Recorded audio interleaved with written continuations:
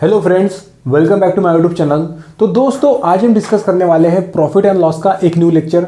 तो देखिए, अभी तक हमने प्रॉफिट एंड लॉस के बहुत सारे लेक्चर डिस्कस किए और सभी के सभी लेक्चर्स हमारे यूट्यूब चैनल के ऊपर अवेलेबल है। आप उन लेक्चर को इस आई बटन के ऊपर क्लिक करके चेकआउट कर सकते हैं। अगर आप हमारे प्रॉफिट एंड लॉस की प्लेलिस्ट को चेक करेंगे तो आपको पता लगेगा कि हमने वैरायटी ऑफ क्वेश्चन को डिस्कस किया है, बहुत सारे कंसेप्ट को एक्सप्लोर किया है। तो मैं आप लोगों को जरूर रिकमेंड करूंगा कि इस वीडियो से पहले आप उन लेक्चर को जरूर चेकआउट कर लीजिए। तो दोस्तों, आज हम डिस्कस करने वाले हैं प्रॉफिट एंड लॉस का एक न्यू लेक्चर। और आज जो हम टाइम डिस्कस करने वाले हैं तो वो है कमीशन एंड टैक्सेस। तो देखिए, इससे पहले हमने एक प्रीवियसली एक टॉपिक डिस्कस किया था। टॉपिक का नाम था बॉटलनेक्स एंड सेलिंग वाई। उसके ऊपर हमने 3 वीडियोस बनाए थे। उसके अंदर हमने इस टाइप के क्वेश्चन डिस्कस किए थे जो कि बहुत ही ज़्यादा इंपॉर्टेंट है। उसे भी आप एक बार जरूर चेकआउट कर लीजिए। तो देखिए, कमीशन एंड टैक्सेस। तो देखिए, कमीशन का मतलब क्या होता है। तो देखिए, अगर मुझे कोई कंपनी मेरे पास आती है और मुझे बोलती है कि ये हमारा प्रोडक्ट है, इसको आप बेचो, सेल करो, और हर एक आइटम बेचने के ऊपर मैं आप लोगों को कुछ तो भी परसेंट प्रॉफिट वहाँ पे दूंगी। तो उससे जो परसेंट मुझे प्रॉफिट यहाँ पे पैसे वहाँ पे मिल रहे हैं हर एक प्रोडक्ट के ऊपर, उसे कहा जाता है कमीशन, राइट। तो कमीशन का मतलब क्या कि अगर मुझे कंपनी बोलती है कि मेरा प्रोडक्ट सेल करो और एक प्रोडक्ट बेचने के बाद मुझे कुछ तो भी परसेंट प्रॉफिट या फिर अर्निंग वहाँ पे मिलेंगी, उससे कहा जाता है कमीशन। तो बेसिकली ये होता है कमीशन। आप सभी लोगों को कमीशन क्या होता है पता होगा, बट मैंने यहाँ पे एक छोटी सी उसकी रिविजन कर ली। तो देखिए, हम क्वेश्चन के थ्रू ही इस टॉपिक को डिस्कस करेंगे। तो देखिए, आज का हमारा सबसे पहला क्वेश्चन क्या है। वीडियो को पॉज कीजिए और सबसे पहले क्वेश्चन को प्रॉपर तरीके से रीड कीजिए। तो देखिए, क्वेश्चन है, a vendor sell calculator at a rate of 250 each and earn a commission of 20% on each if he also sells pens at the rate of 50 each and earns a commission of 10% on each. How much amount of commission will be earned in 3 days if he sells 10 calculator and 5 pencils a day? तो देखिए, question के अंदर हमको बोला गया है कि एक वेंडर जो है, वेंडर मतलब एक शॉपकीपर, कैलकुलेटर और पेन बेचता है। कैलकुलेटर और पेन। एक कैलकुलेटर जो है वो 250 रुपीज़ का है, राइट। एक कैलकुलेटर है 250 रुपीज़ का, जिसके ऊपर उसे 20% कमीशन मिलता है। किसको? वेंडर को।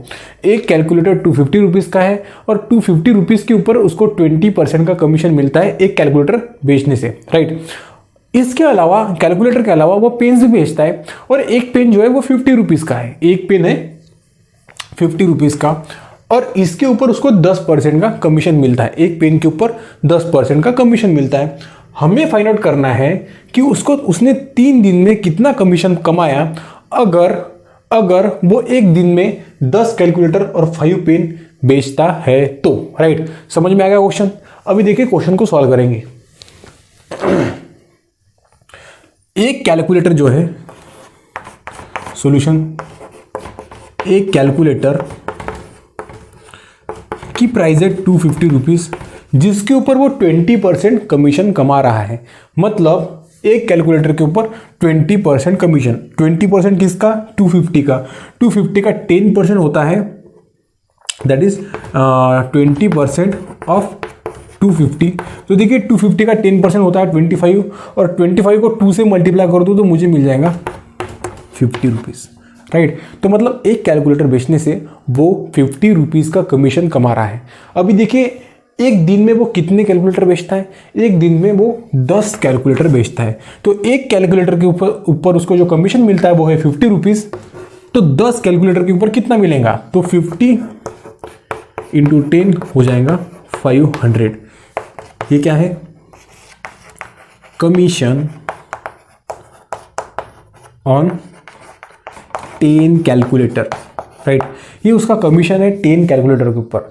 तो देखिए, 10 कैलकुलेटर के ऊपर जो कमीशन वो कमा रहा है 500 रुपए का, राइट। 500 रुपीज़ का। अभी देखिए, ये हो गई कैलकुलेटर के बारे में। अभी हम बढ़ते पेन्स की तरफ। तो देखिए, वो पेन्स के ऊपर कितना कमीशन कमा रहा है? तो पेन्स के ऊपर वो कमा रहा है 10% का कमीशन। पेन की प्राइस क्या है? पेन की प्राइस है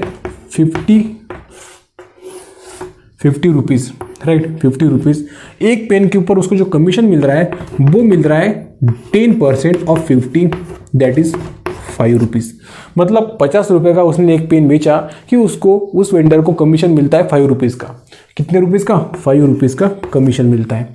अभी देखिए वो एक दिन में बेचता है 5 पेन, एक पेन के ऊपर उसको जो कमीशन मिलता है वो है 5।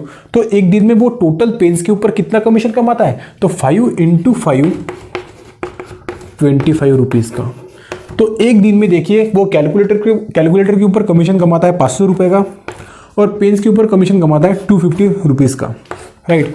तो उसका जो टोटल कमीशन है, टोटल कमीशन कैलकुलेटर और पेन्स के ऊपर का, वो कितना होगा? तो इन दोनों अमाउंट को मैं ऐड कर देता हूं। तो देखिए यहां पे राइट डाउन करता हूं, उसका जो टोटल कमीशन होगा,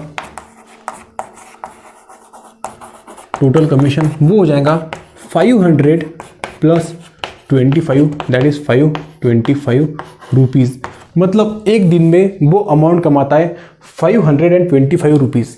हमें क्या निकालना है? हमें निकालना है कमीशन ऑन इन 3 डेज। तो वो 3 दिन में कितना कमीशन कमाएगा? तो देखिए वो एक दिन में कमाता है 525, तो 3 दिन में कितना कमाएगा? इसको 5 से मल्टीप्लाई कर दीजिए, सॉरी 3 से मल्टीप्लाई कर दीजिए। तो देखिए इन 3 डेज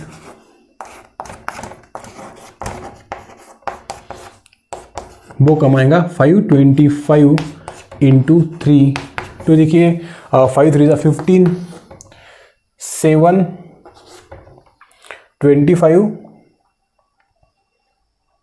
5 3 15, सॉरी। तो 1000 वो जो अमाउंट कमाएगा वो कमाएगा ₹1575। तो ये है हमारा फाइनल आंसर। वो अमाउंट कमाएगा ₹1575। ऑप्शन नंबर ए करेक्ट है।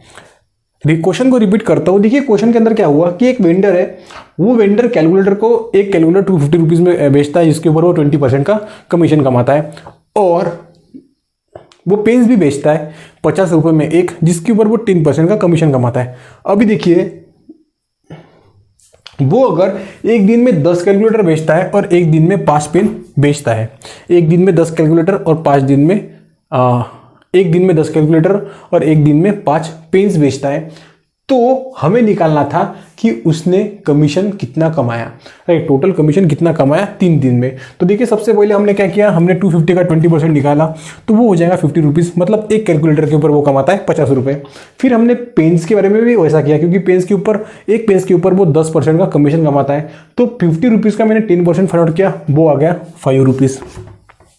तो देखिए अगर वो एक दिन में 10 कैलकुलेटर बेचता है और एक कैलकुलेटर के ऊपर वो कमीशन कमाता है ₹50 का, तो वो 10 कैलकुलेटर के ऊपर कमाएगा ₹500 का कमीशन, राइट। यहाँ पे भी देखिए वो एक दिन में 5 पेन बेचता है और एक पेन के ऊपर वो कमीशन कमाता है ₹5 का, तो 5 पेन्स बेचने के बाद उसको कमीशन कितना मिलेगा?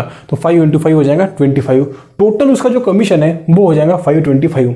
हमें निकालना था कि वो 3 दिन में कितना कमाता है, तो मैं ऑब्वियसली ये जो अमाउंट है 525 उसको 3 से मल्टीप्लाई करूंगा, क्योंकि मुझे ये अमाउंट 3 दिन में कमानी है। मतलब उस वेंडर को वो अमाउंट 3 दिन में कमानी है, तो उसको जब मैं मल्टीप्लाई करूंगा तो आंसर आ जाएगा 1575।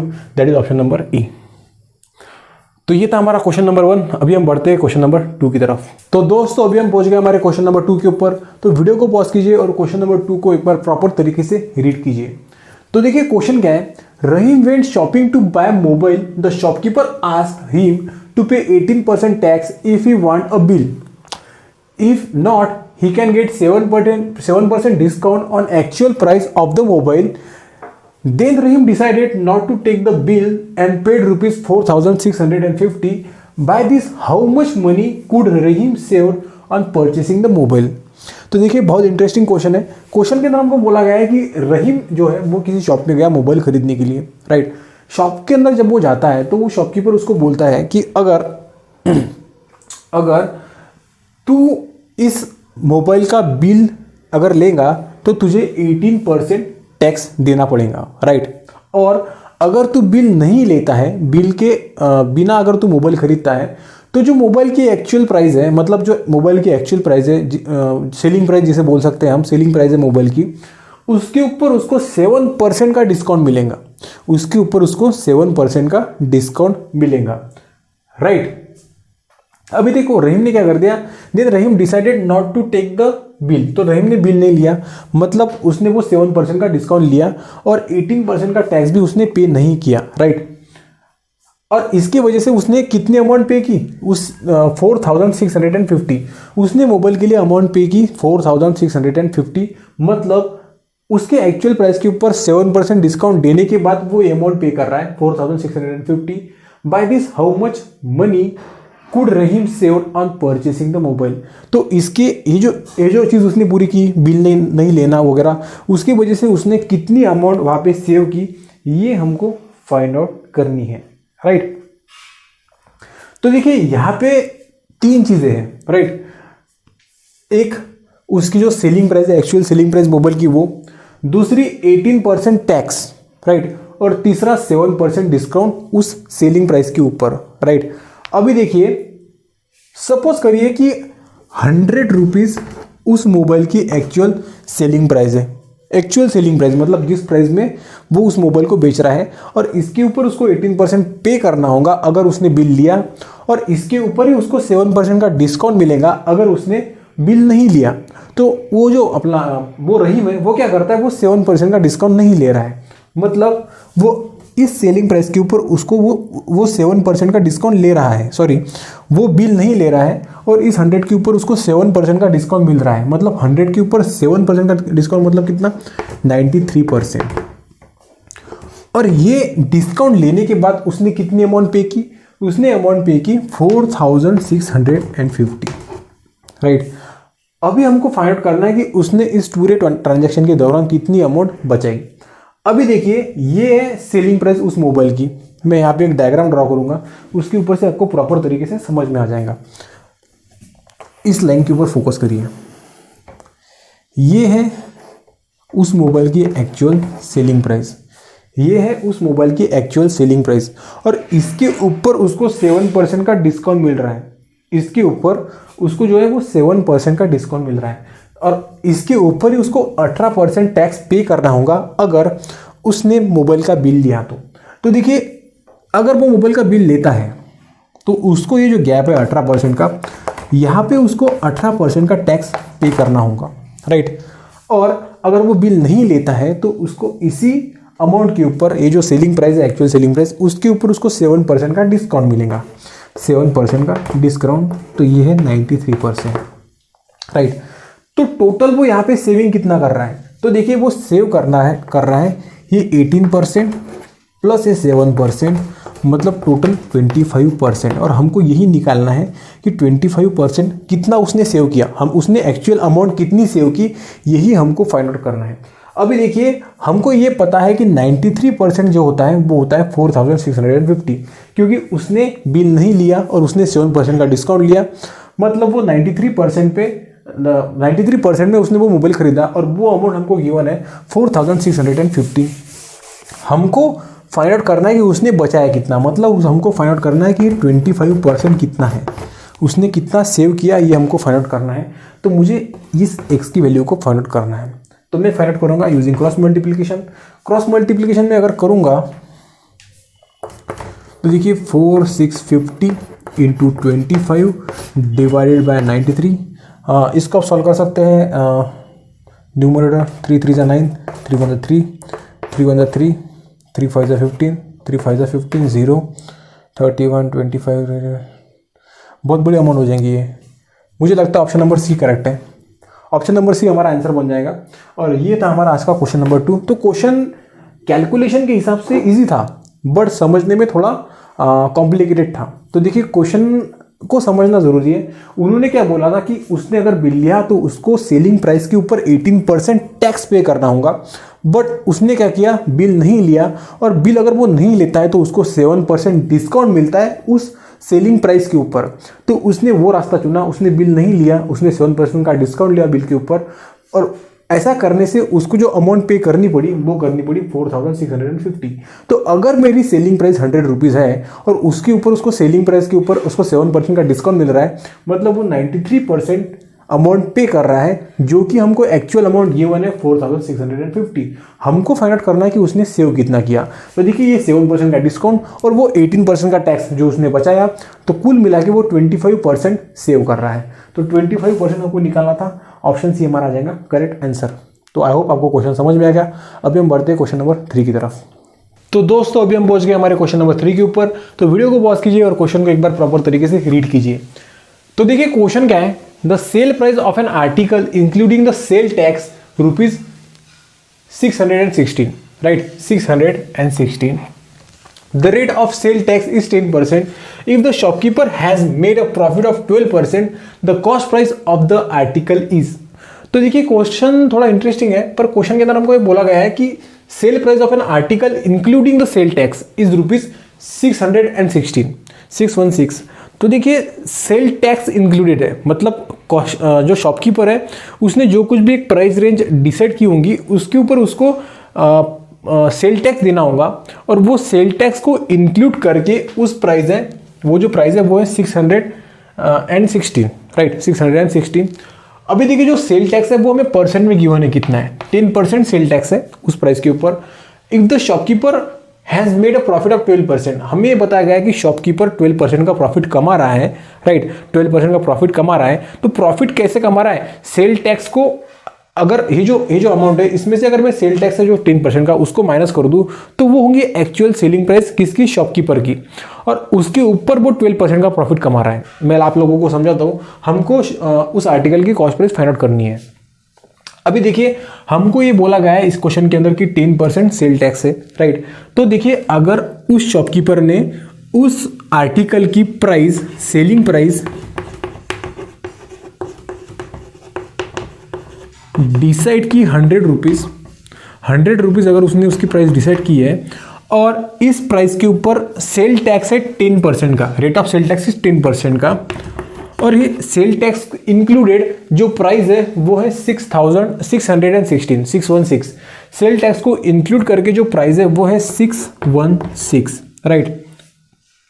अभी देखिए जो ऊपर का 10% टैक्स है इसके अंदर का, वो उस शॉपकीपर को देना पड़ता है गवर्नमेंट को बेसिकली, और उस टैक्स को पे करने के बाद जो कुछ भी अमाउंट बचती है उस अमाउंट में वो 12% का प्रॉफिट कमा रहा है, राइट, उस अमाउंट में वो 12% का प्रॉफिट कमा रहा है.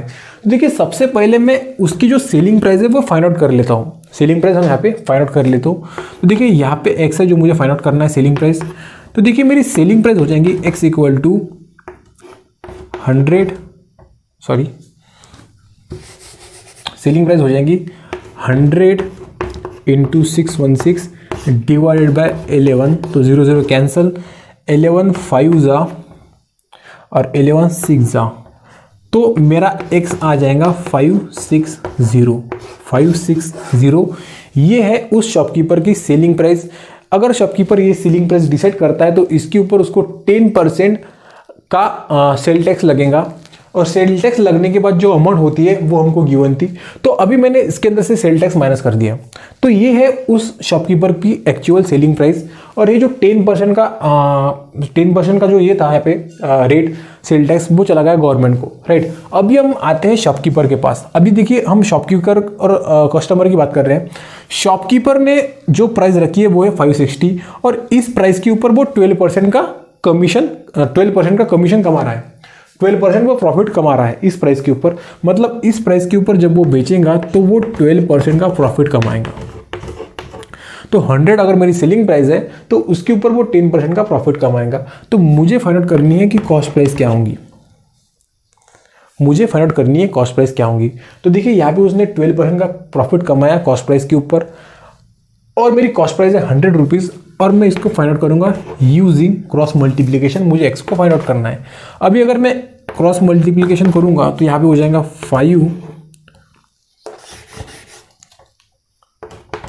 560 इंटू 100 डिवाइड बाय 112,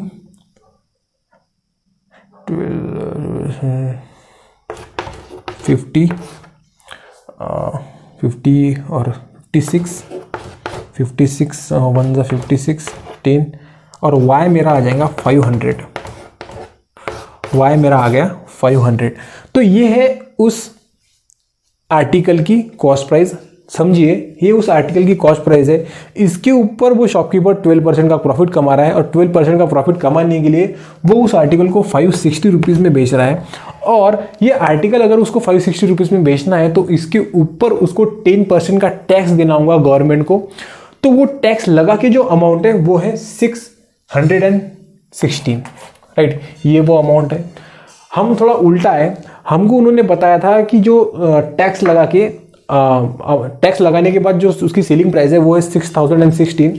तो सबसे पहले हमने जो 10% का टैक्स है उसको इसके ऊपर से माइनस किया, राइट। उसको जब मैं उसके ऊपर से माइनस करता हूँ तो मुझे actual cost price, selling price मिलती है उस शॉपकीपर की। मतलब उस सेलिंग प्राइस के ऊपर वो शॉपकीपर अपना प्रॉफिट कमाएगा और प्रॉफिट हमको गिवन है 12% का। तो अगर उस आर्टिकल की कॉस्ट प्राइस है 100 रुपीज़ और उसके ऊपर वो 12% का प्रॉफिट कमाएगा तो वो हो जाएगा 112, और ये अमाउंट हमको गिवन है 560 रुपीज़। और मुझे फाइंड आउट करना है कि कॉस्ट प्राइस कितनी होगी। तो मैं कॉस्ट प्राइस को यहाँ पे इस केस के अंदर 100 कंसिडर करूंगा और उसको y के साथ कंपेयर करके क्रॉस मल्टीप्लिकेशन करके y की वैल्यू फाइंड आउट करूंगा, और y है मेरी कॉस्ट प्राइस जो कि आ जाएंगी 500, और ऑप्शन नंबर ए मेरा हो जाएगा करेक्ट। तो बहुत इंटरेस्टिंग क्वेश्चन था। यहाँ पे एक चीज ध्यान में रखिए कि उन्होंने वर्ड यूज किया है सेल टैक्स। सेल टैक्स जो होता है वो गवर्नमेंट का होता है, गवर्नमेंट का हिस्सा होता है उसमें, राइट। तो वो गवर्नमेंट अपना अमाउंट निकालती है। और अगर ऐसा क्वेश्चन के अंदर मेंशन है कि इस सेलिंग प्राइस के अंदर सेल टैक्स इंक्लूडेड है तो उसको कभी भी शॉपकीपर के प्रॉफिट में इंक्लूड नहीं करना, क्योंकि वो जो सेल टैक्स है वो गवर्नमेंट का होता है। तो देखिए यहाँ पे जो 10% का प्रॉफिट था, 10% का सेल टैक्स था, वो गवर्नमेंट का था, राइट। और वो 10% का जो सेल टैक्स है वो गवर्नमेंट के पास जाएगा, और वो सेल टैक्स इस 6616 में से माइनस करने के बाद वो जो अमाउंट बचेंगी वो होंगी एक्चुअल सेलिंग प्राइस उस शॉपकीपर की, और उसके ऊपर वो शॉपकीपर 12% का प्रॉफिट कमाएगा। जो कुछ भी हमारे आने वाले क्वेश्चन के अंदर होगा कितने भी परसेंट का, वो उस सेलिंग प्राइस के ऊपर होगा, राइट। तो ये चीज़ हमको ध्यान में रखनी है कि सेल टैक्स अगर इंक्लूडेड हमको अमाउंट गिवन है तो हमको सबसे पहले उसमें से सेल टैक्स को माइनस करना होगा अगर मुझे प्रॉफिट परसेंट या फिर actual cost price find out करनी है तो, राइट। तो ये था हमारा आज का क्वेश्चन नंबर 3, और ये था हमारा कंसेप्ट कमीशन एंड टैक्सेस का। ये हमारा कमीशन एंड टैक्सेस का सबसे पहला लेक्चर था। इसके बाद हम और लेक्चर डिस्कस करेंगे इस टॉपिक के ऊपर। तो वीडियो को लाइक करिए, चैनल को सब्सक्राइब करिए। मिलते हैं नेक्स्ट वीडियो के अंदर। Thanks for watching.